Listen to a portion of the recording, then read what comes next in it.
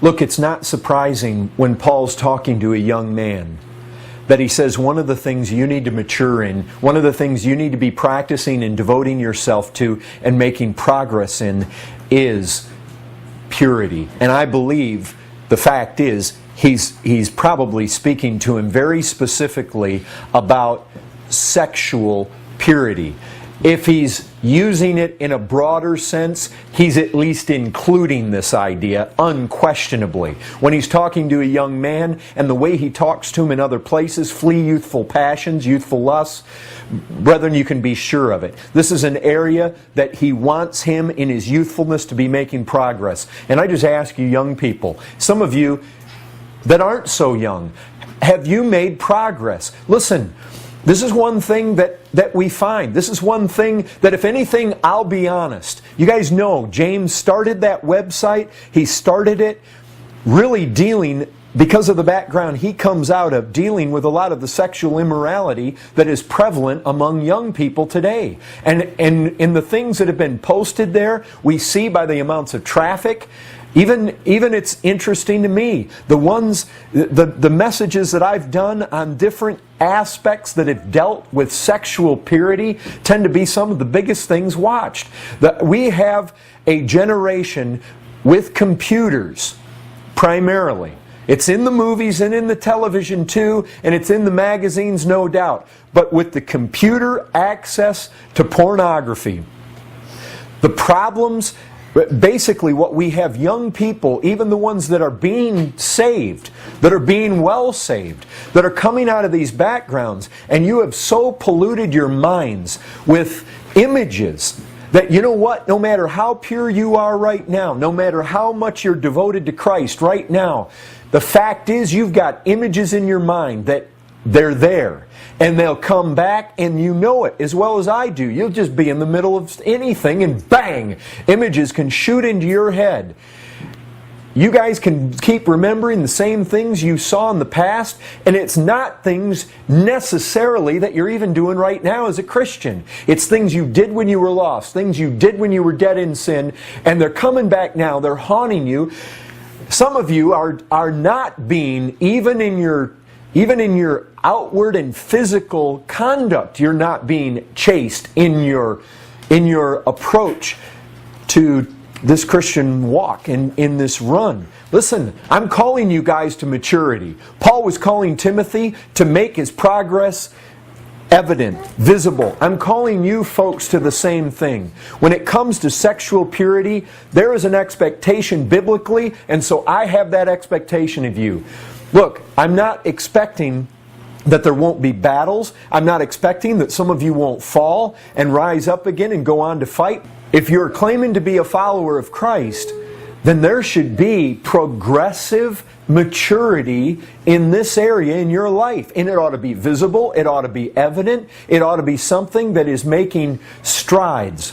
There ought to be visible manifestations of growth in this area of your life.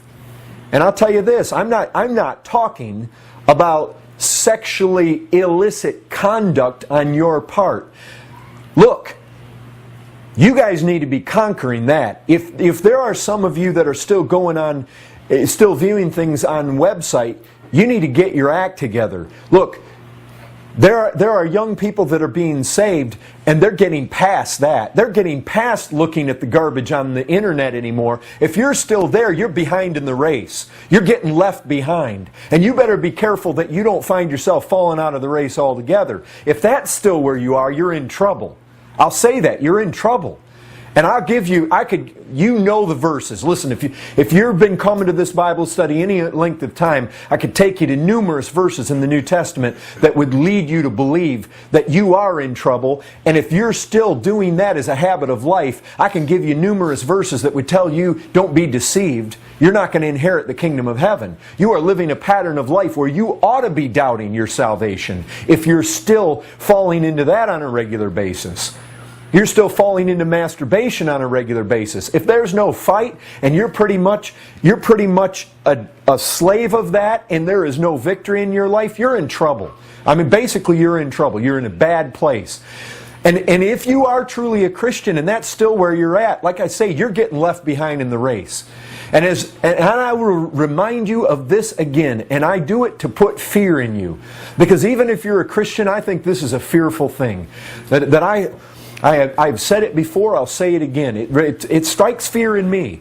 Spurgeon said after going through his life and viewing people in his ministry, he said this. He said he saw people that started out the Christian race fast and finished fast. He saw those who started fast and finished slow. Maybe even those who started fast and fell out of the race altogether. But you know what he never saw? He never saw anybody start the race slow and finish fast.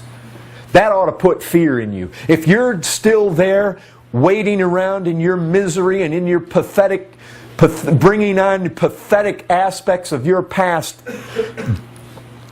lost life, I tell you, you need to repent, you need to be rid of it, you need to, in the power of the Spirit, you need to put that thing to death, you need to make some strides. You're getting left behind. Because there are other young people that are making strides, they're passing you up. Don't get left behind in this race. This is not a race you want to get left behind in. It's a fearful thing when everybody around you is moving away. They're pulling away from you. That's bad. Because at best, that's an indication that your life as a Christian is not going to amount near as much as it is in other people. And the worst case is you're going to find in the end the reason that you're falling back in the race is because you're still in your sin. And you're going to find out you've never really repented. You've never really looked to Christ. The power of the cross is not demonstrating itself in your life. Listen, you ought to take this very seriously. There needs to be progress. Hey, you guys can look back at the resolutions that Jonathan Edwards made. I can guarantee you he did not live in a day of internet pornography. He did not have to fight the things. I'm sure they didn't have the billboards, they didn't have the magazines, they didn't have the racks at H-E-B. I mean, basically they lived in a day when they did not have to deal with what you have to deal with. They're very likely, he didn't have the images in his mind, he didn't have the background you guys have. There are things, no doubt, you have to overcome that he didn't have to overcome. I suspect if he lived today, his resolutions would look different. He'd be resolved to have purity in his life in ways that he didn't even have to talk about back then. These are things you have to conquer, you have to battle that he didn't. But that's just a matter of fact. That's the day and the age you and I are born in. We're in another generation. The things we have to overcome may be different. But I'll tell you, folks, you got to be putting these things to death by the Spirit of God. That's the path Romans 8:13 says to life. If by the Spirit you put to death the deeds of the body, you will live. Why? Because regeneration is so real, it's so dynamic in the life of that person who has received the effects of it, that it will happen, that this sin will be putting to death. But I'll tell you something else you're forfeiting if you're back there in the line. Listen, have you ever heard a text like this? Blessed are the pure in heart. Why? They shall see God. Now I'll tell you this. Somebody could come along and say, yeah, but that sounds like future. That sounds like I'll see God in glory. Yep. I won't argue. But let me ask you this. Is it possible that beatitude found in Matthew 5, that beatitude may actually have a present reality as well as a future reality? Might it be that those who are pure in heart now will see the most of God now? You say, well, maybe that's a stretch. Maybe you're reading something into it. I'm just saying, might there be the possibility? And if in fact that was possible, that those that are most pure see the most of God now, what might you be sacrificing? Okay, maybe you're not convinced. Let me take you to another place. Let me take you back into the Old Testament scriptures. Some of you are familiar with this verse, Psalm 24. We had a Bible study before where we dealt with this. Psalm 24, verse 3. Who shall ascend the hill of the Lord? And who shall stand in His holy place? Who is it? Anybody know? He who has clean hands and a pure heart. So the pure in heart see God. Here we find out the ones that ascend the hill of the Lord stand in His holy place. They're the ones with clean hands and a pure heart. Listen to this. Who does not lift up his soul to what is false and does not swear deceitfully. What do you think? Somebody still may look at that and say, yeah, but that sounds like standing there, ascending the hill of the Lord, standing in His holy place. That sounds awful literal, like maybe at the end of life. Oh, I would say this, there have been brethren throughout history who have not taken it that way and who have found great reality even in this life, but maybe you're still not convinced. How about this? If you still lack convincing, then let me convince you. James 4 and verse 8. Draw near to God and what? He will draw near to you. Cleanse your hands, ye sinners, and purify your hearts, you double-minded. Purify your hearts. Clean hands, pure heart. What is it? Draw near to God, and He will draw near to you. When? Now. It's a hand matter and a heart matter. Okay? Did you guys hear that? Did you hear what? Purify your hearts, you double-minded. Remember what purity is? It's singleness. Let me jump back to Psalm 24. Did you catch what was said there? Listen to this. Who shall ascend the hill of the Lord? And who shall stand in His holy place? He who has clean hands and a pure heart. Sound familiar? A little bit like James chapter 4? See, it's the same idea, folks. He'll draw near. Who ascends His holy hill? Brethren, there are implications of that now. Here, in this place, in this life. Those who see God are the pure in heart. Brethren, there are implications here. You draw near to God. How do you draw near to Him? With clean hands and a pure heart. What is it there to put away, you double-minded? Purify your hearts, you double-minded. Well, listen to how it says it in Psalm 24. He who has clean hands and a pure heart, listen to this, who does not lift up his soul to what is false or does not swear deceitfully. James says double-minded. The psalmist says deceitfully. What is deceit? What is deceit? Is deceit not when you will two things? And brethren, I mean like this. You will to do one thing, but you will to be seen as something else. Is that not what deceit is? Is that not being double-minded? Is that not the very essence of impurity? Purity is singleness. It means I want to be before God what I want you guys to see me as, but more than that, what I want Him to see me as. What I am in the dark, in the closet, in the bathroom, in the bedroom, in my house by myself, in my car alone, when you see me, when I'm in the church. That's singleness. Duplicity, double-mindedness, deceit is when you basically are double-willed. You want to be seen as one thing while you actually desire to do something else. And oh, brethren, is this not applicable to sexual purity? Right? Nails it in the head. Why? Because I guarantee those of you that have been sexually impure in this room don't want us to think you are. You don't want the others to know what you are in the dark, in your heart. You want to appear another way.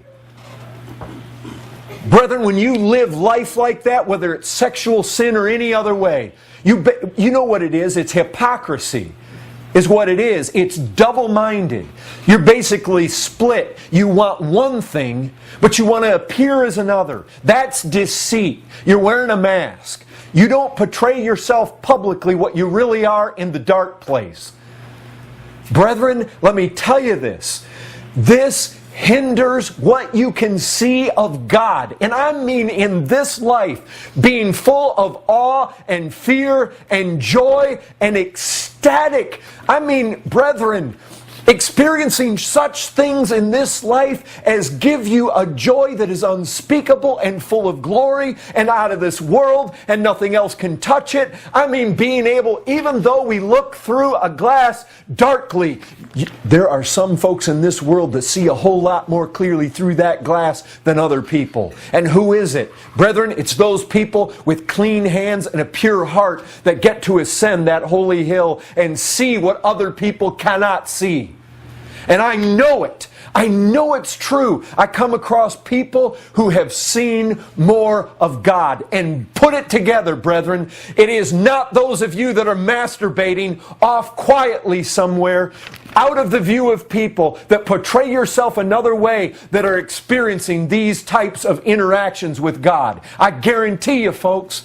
And if it is, if you are, it's because you have come into this thing and you are battling, and through many gouging out of eyes and tearing out of eyeballs and cutting off of limbs, there have been blood, sweat, and tear in your battles. And some days you've failed, but you've laid hold on Christ. You've looked to Him, you've prayed, and you've wept, and you've fought. Possibly in that state, you've drawn very close. But typically where you're giving yourself to that, where your conscience gets so defiled, you come before God, there is guilt, there is stain, there is impurity. Brethren, we've got to be making strides. There's got to be progress. You want to make a resolution about something right there, such as probably Edwards never had to make. You be done with it. Be done with viewing what you shouldn't view. Be done with doing in the dark what you ought not to do. But brethren, you know as well as I do, the majority of this battle does not take place in the physical realm. It takes place in the mind. That's where the bulk of this battle is fought. It's in the mind. Brethren, I'll tell you this. The Bible does not say simply, when you've got images in your head or your mind is somewhere, that you simply pray passionately and you're done with the battle. The Bible does not say that's enough. That is not adequate in fighting this battle. Brethren, sexual purity, the battle for it is won in the mind. You know what the Scripture says? It talks about the mind.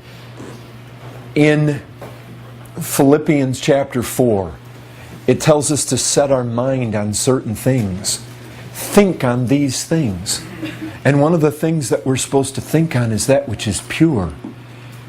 Brethren, let me tell you this. When impurity attacks the mind, it is not enough to just feverishly and passionately pray to God, God, please take this away. Brethren, that is not gouging out eyes and cutting off feet to simply do that. Yes, that's necessary. Yes, your prayer life needs to be fervent, intense, militant. Yes.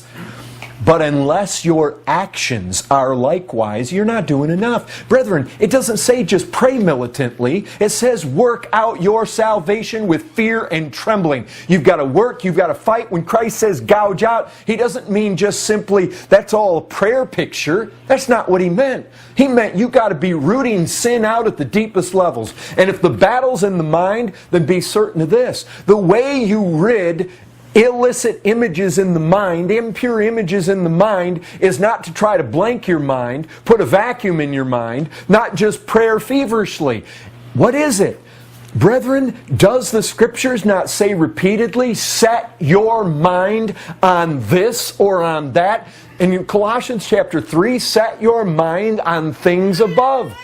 Brethren, The Scriptures portray, in the power of the Spirit, the Christian has the ability to set his mind where he wants to set it. You're plagued by images. You're plagued by things that are crowding out. Listen, I don't doubt at all that Satan can't come along and project images. He has a way of speaking to us. I don't know how it is. Well, I think Matt dealt with that on Sunday morning. The fact is, folks, how do you confront these things? When all of a sudden, like a bullet, you've got this image from the past, something. It's there. What are you going to do? It's not just enough to pray. Somehow, we've got to be replacing that imagery with something that is pure, something that is lovely, something that is wholesome, something that is righteous. How do I do it? I set my mind on things that are appropriate for a Christian. It's exactly what I do. Those who live according to the flesh set their minds on things of the flesh. Those who live according to the Spirit set their minds on the things of the Spirit. For to set the mind on the flesh is death, but to set the mind on the Spirit is life and peace. Brethren, too many people think that when they've struggled with temptation and prayed for deliverance, the battle's over. Brethren, the battle's just starting. You say, what do? You think on something else.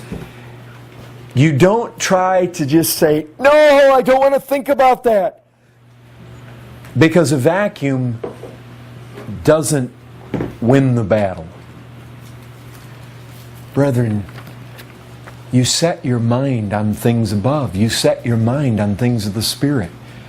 Like what's that?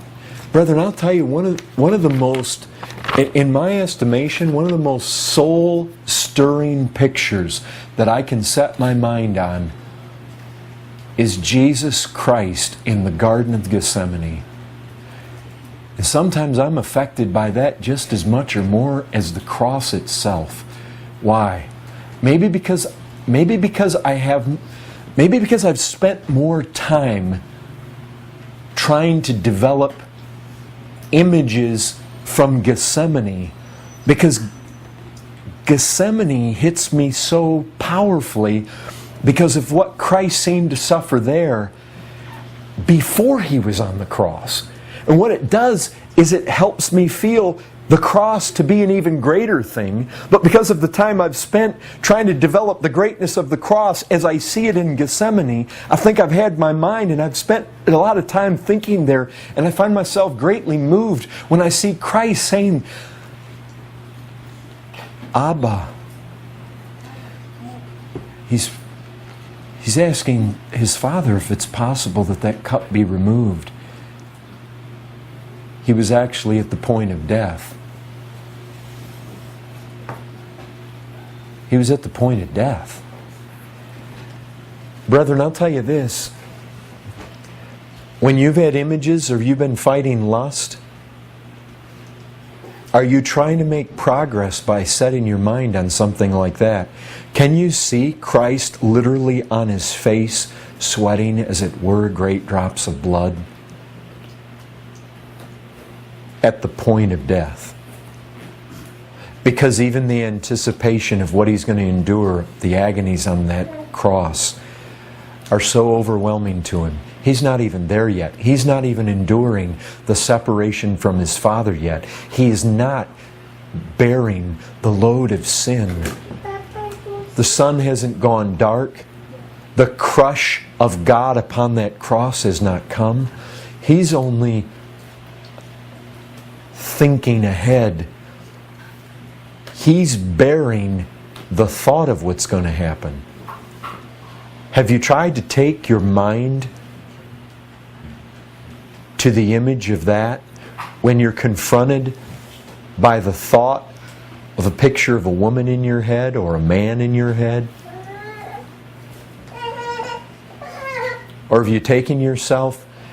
Brethren, what are the graphic imageries of the Scripture that you can set your... Look, there are images that you can set your mind on that will kill impure images. You need images that are more powerful.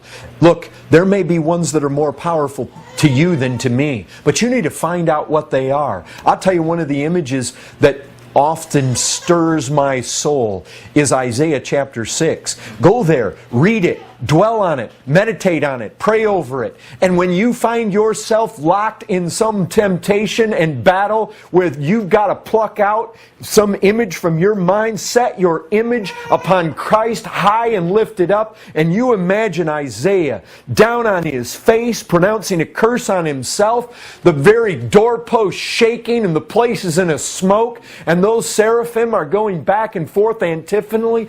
You think about that. You set your mind there. You see fire come out from the altar and consume Nadab and Abihu. And think of Aaron holding his peace in the face of a holy God.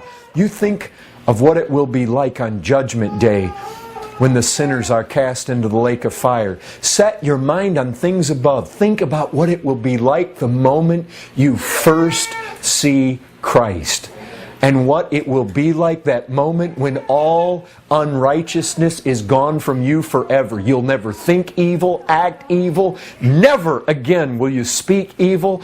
And you will see Christ face to face, and you will be as He is and in all of His glory. And I'll tell you this, you just think about those who have, as I said just last week or the week before, men who have only stood in His presence, angels who have only been in His presence, who other men have seen, they have fallen down before. Only at the reflection of an angel or the glow of God in the face of Moses. You think what it will be to set your eyes on Christ. You think about what it will be.